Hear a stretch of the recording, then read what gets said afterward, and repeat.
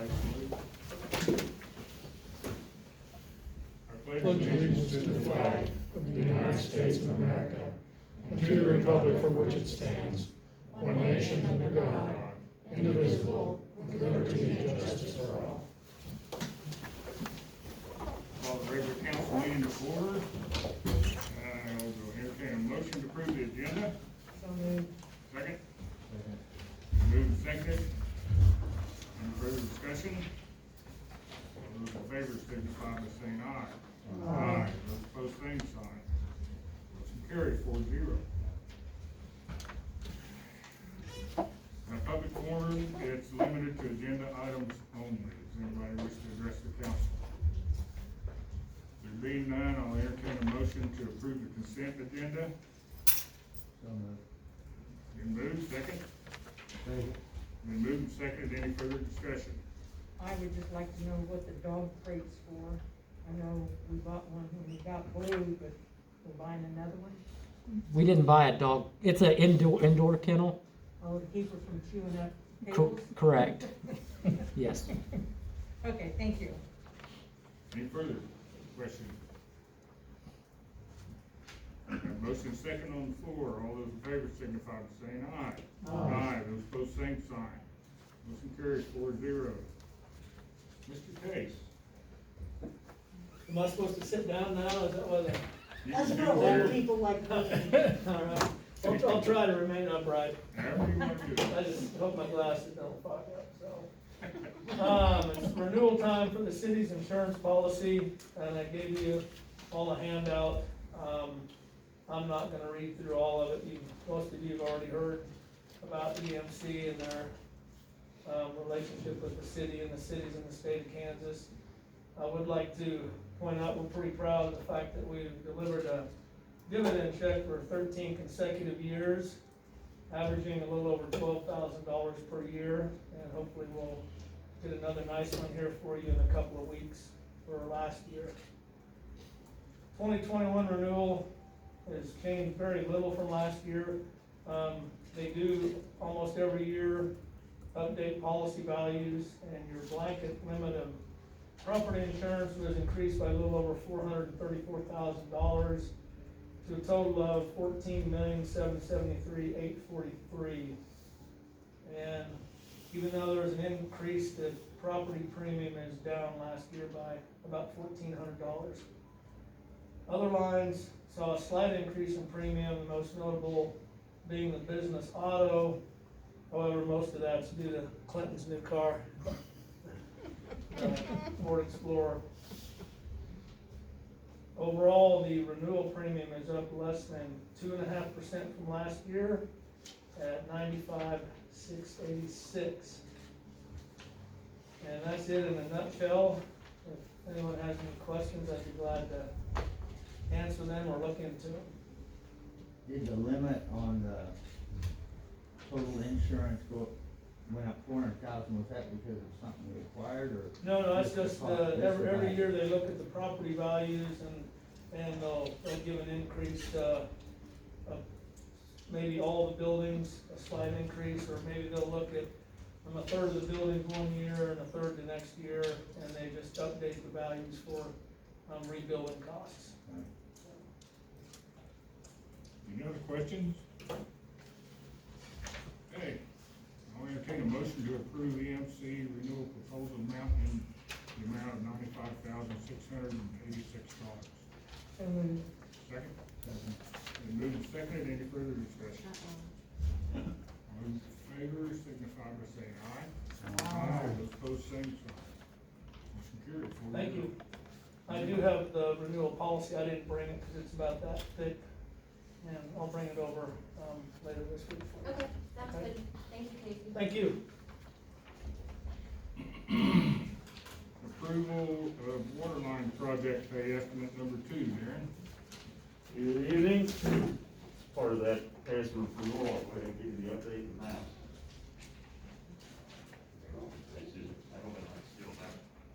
Since Susan's not here, I should have answered. I'm not sure if this one got sent out to you. We kind of got it here to the city last week, but I'm not sure if it was in time or the right person to get it sent out. You guys want one? Okay, as you can see, they did a lot of work today.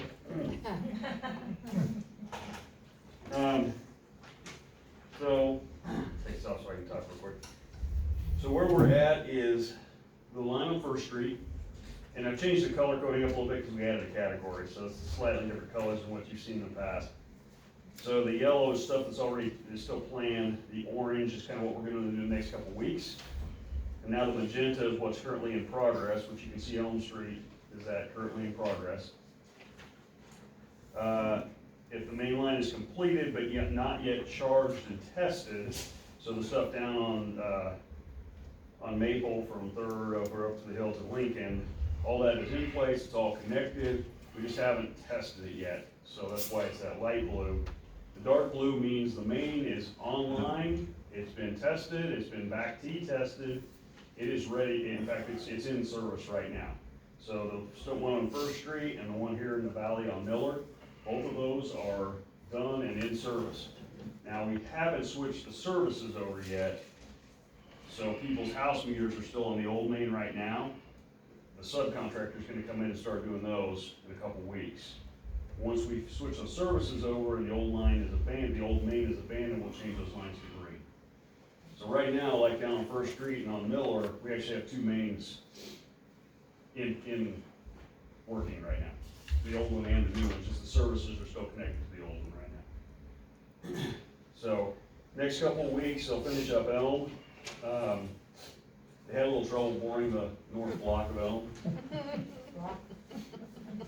Well, they knew it was rock, and he hadn't had any trouble with rock, but with that particular rock, for some reason, as he was coming back out of the layers, he couldn't control where the tip was going left and right as well. It wanted to wander.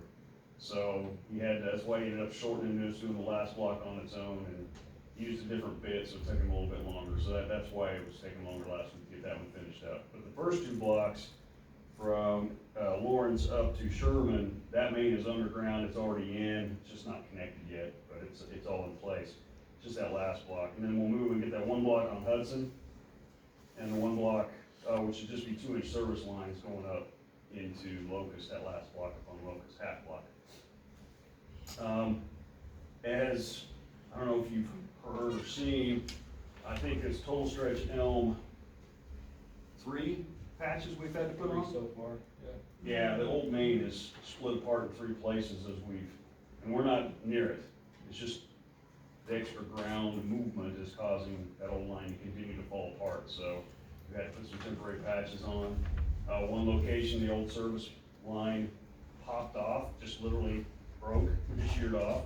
Luckily, it's to the house the Presbyterian Church owns next to it, and we don't need water to that right now. So we've just left it unconnected, and we'll hook it up to the new main when we get ready to go, so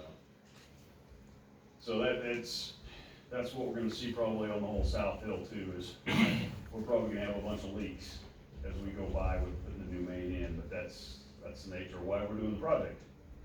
So that's kind of an update on where we're at. Any questions on that? Are you just now hitting a rock up there on the North Hill? You didn't have it in So the town? first 2 blocks of Elm, what we did is, Okay. when he bored, he rode right on top of the rock shelf. Okay. And we still had about 30 inches of cover, which is what we were shooting for. It's just when we got into the last block, we were only gonna have about 24 inches of cover, and we didn't want the water line that shallow. It would've made it tougher to get services under the street to the other side, so he decided to bore it deeper. So he's about 5 feet deep through that rock, until he got right as he started to get to Hudson. He was trying to come back out of that rock a little bit, and that's when the tip started wandering on him. Okay, thank you. You know, they had some gigantic rocks taken out now by the sugar mill coming across the Lincoln Street. There's some huge rocks they did out of that there. Oh, yes, Yeah. up on top of the hill, yeah, yeah. And there's also just a lot that are this size. I mean, that's what most of them are breaking up to, is about, 12-inch size, so. What do we do with that rock? Is it? The big ones, we're either hauling off to the city's pile, or we actually, up in the case up there was a ravine right next to the project that was on private property, but the gentleman wanted it, put in that ravine to help some erosion. So some of that big stuff we just put in that ravine. If it's less than about 8 inch, after we sand bed the pipe, we'll have about 2 feet up to the ground. We can actually put that stuff back in on top of the sand bedding, as long as there's no chance that can ever push down to the pipe. So all that stuff that's this size, we'll actually put back in the trench. And then top it with just topsoil, the last 6 inches. So to the pay estimate, this time the pay estimate. Pull back up here.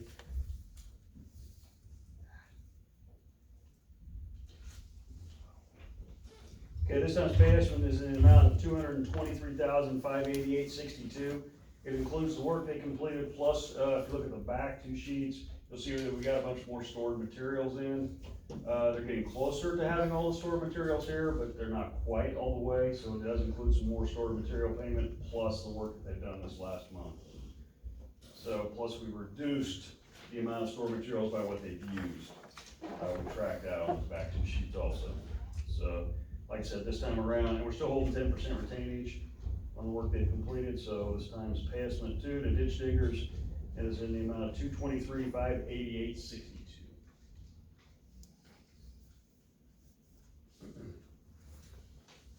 Any questions on that? I don't have any. Anybody else? Well, that being, I'll move to approve pay estimate number 2 on the Marion Water Project for Ditch Diggers Incorporated in the amount of $223,588.62. Is there a second? Second. Been moved and seconded. Any further discussion? All those in favor signify by saying aye. Aye. Those opposed, same sign. Motion carried 4-0. Guess you're still up. Am I? There's that. Got your name there. Oh, our invoice? Okay. So the next one is, invoice for our services for this last month, and I don't have them pulled up, so I don't have the amount. $25,199.18. Okay. This includes, actually what we did is, this is about a 6-week period for us, and not just a 4-week, to get on kind of the same cycle as what the contractor is right now, so. You'll also start seeing, some lodging costs start to show up in the future on part of this, and that's because we've actually hired another inspector. So part of the time his costs are gonna be billed to this project, as we all continue to move around with all of our projects, so. Although I'm not seeing it on here, so this must have been before. I think this closed out before he came on board.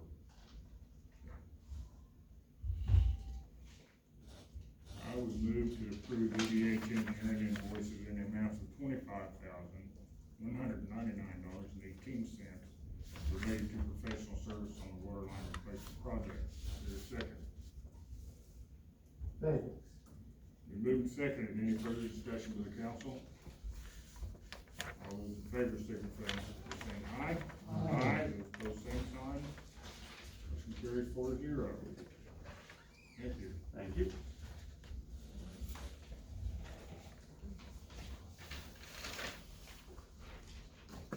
Item number 9, approval of Cdbg grant drawdown number 2. Tiffany? Rosemary is not here this evening, as you probably noticed, so, I will present this on her behalf. We have a CDBG drawdown number 2 in the packet, in the amount of $40,000, for our portion, or the $600,000 that we are receiving from CDBG. So with that, drawdown, that takes our total draw to 165 so far. So we have a remaining 435,000 left on CDBG funds. Any questions, council? I entertain a motion to approve Cdbg grant drawdown requested in the amount of $40,000. I would make that motion. And second. Second. Been moved and seconded. Any further discussion? All those in favor signify by saying aye. Aye. Those opposed, same sign. Motion carries 4-0. Number 10, approval of KDHE SRS drawdown number 3. Our next KDHE drawdown is included in the packets as well, a total amount of $210,787.80. And you'll see on the front page of that request, we are requesting $2,000 for administrative expenses, $25,199.18 for EDH, $223,588.62 for gift creditors. Okay, is any questions from council? I move to approve KDHE State Revolving Loan Fund drawdown request number 3 in the amount of $210,787.80. Is there a second? Second. Been moved and seconded. Any further discussion? All those in favor signify by saying aye. Aye. Those opposed, same sign. Motion carried. 4-0. Number 11, can you address that, because Rosemary's not here? Yes, she has sent the information to me, and I believe it's included in the packets as well. So the amendment to her contract for the water project is simply adding required KDHE clauses. Those didn't make it in the original contract for whatever reasoning, so now we're needing to add those at this point.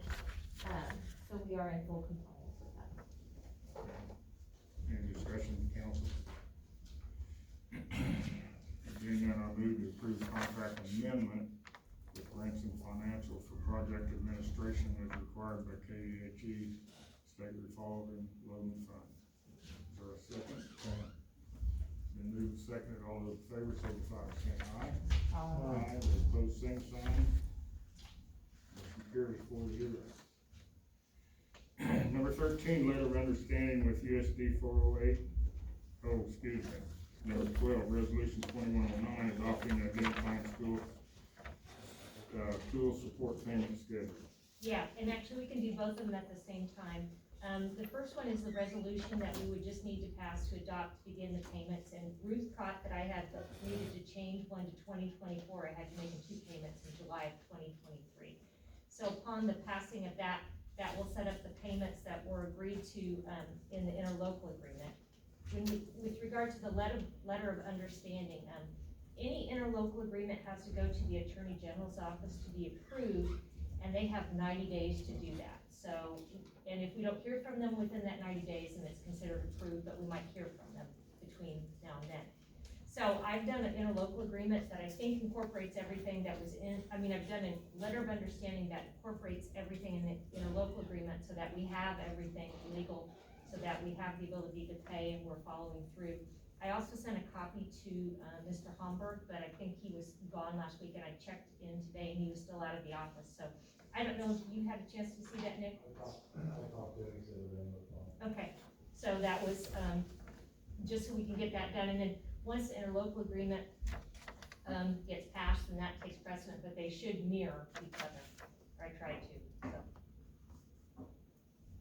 Okay, well, I think we'll handle each one separately. Resolution 21-09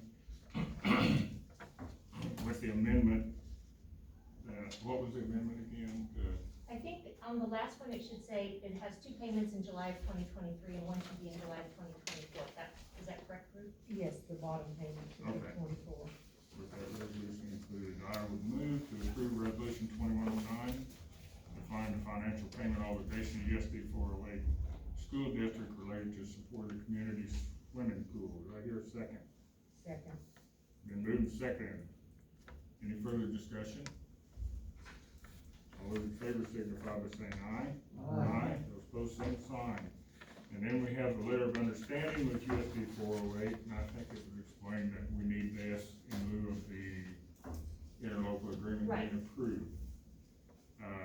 Is there any further discussion regarding that? Questions? And I would move to approve the letter of understanding with USD 408. Have a second? Been moved and seconded. All those in favor signify by saying aye. Aye. Those opposed, same sign. Motion carries 4-0. Have, item is resolution 21-10, community participation in the Kansas Pride Program. Tiffany?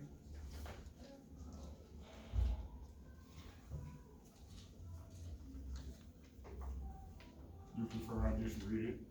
If you want to, we've passed this resolution in the past.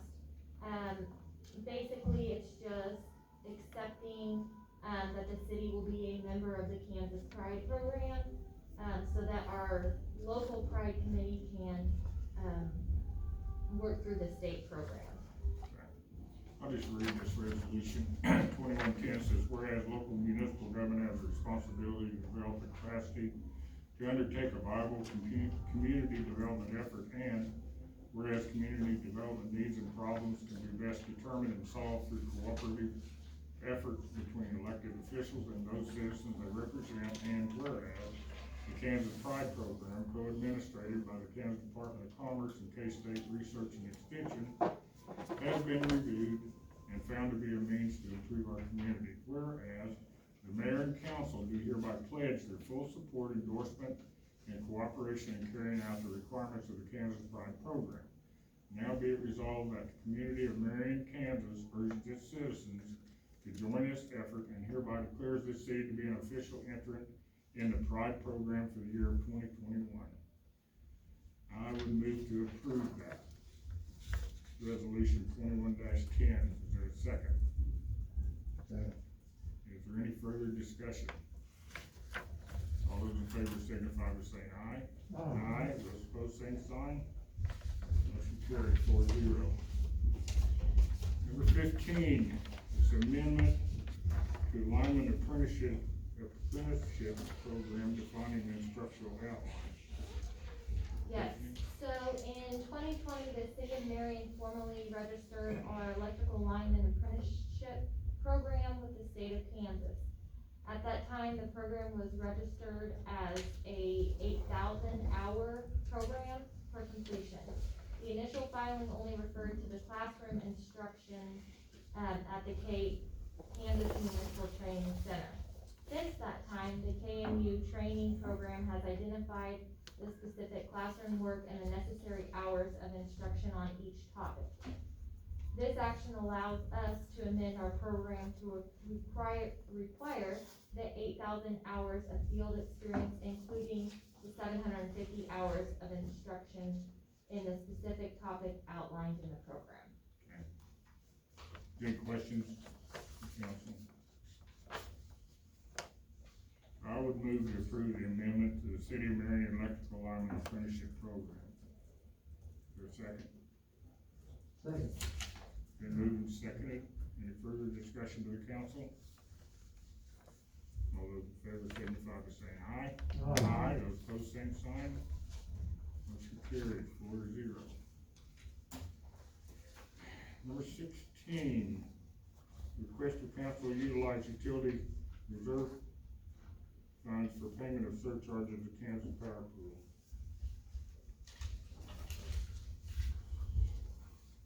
Okay, so Roger provided a handout here, so I will just read it, for everyone. Thanks to the power of our association, the Kansas Power Pool, and the grace of God, we've got incredible news to report related to the financial impacts of the Arctic Blast event. The KPP Board of Directors took action that have drastically reduced the immediate impact of the situation to our city and customers. For our February bill, the KPP Board has approved our bill to total $136,066.50 for the month, based on the usage increase of 17.25%. This represents only a $27,023 increase in the fuel costs in February 2021. The KPP Board has deferred $396,430 of our energy purchase costs related to the storm, and will be establishing a repayment plan that will give us a 24 to 30 month process that will be consistent between all 24 member cities. For the February, March, and April bills, we will pay a February 2021 storm surcharge of 1 cent per kilowatt purchased on our wholesale power purchases.